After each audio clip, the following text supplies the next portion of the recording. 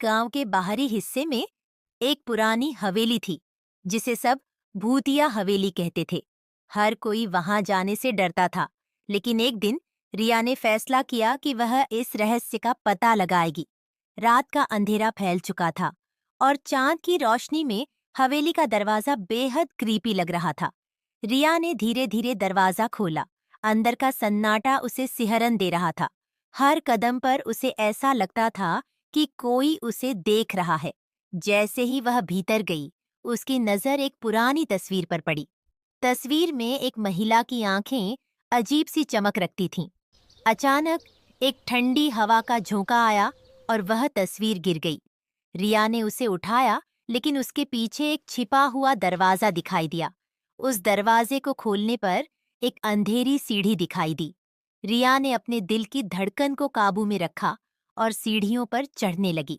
हर कदम के साथ उसे ऐसा लग रहा था कि कोई उसके पीछे चल रहा है। जब वह नीचे पहुंची तो एक पुरानी किताब वहां रखी थी।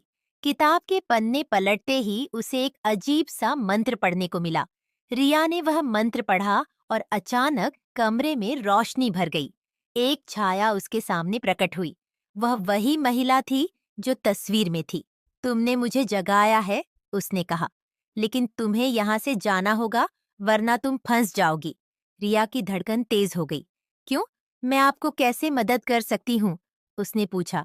महिला ने कहा, मेरी आत्मा इस हवेली में बंधी है, तुम्हें मेरा राज जानना होगा। रिया ने हिम्मत जुटाई। क्या राज है? यहाँ एक खजाना है, लेकिन उसकी रक्षा केवल एक सच्चे दिल वाला व्यक्ति कर सकता है, महिला ने कहा। अब रिया को समझ नहीं आ रहा था कि उसे क्या करना चाहिए, खजाने की चाह या अपनी जान का डर। उसने एक फैसला किया, मैं आपकी मदद करूंगी। जैसे ही उसने यह कहा, हवेली की दीवारें हिलने लगीं और एक दरवाजा खुला। रिया ने अंदर झांका, लेकिन अंधेरे से कुछ निकलने वाला था। कहानी वहीं खत्म होती है।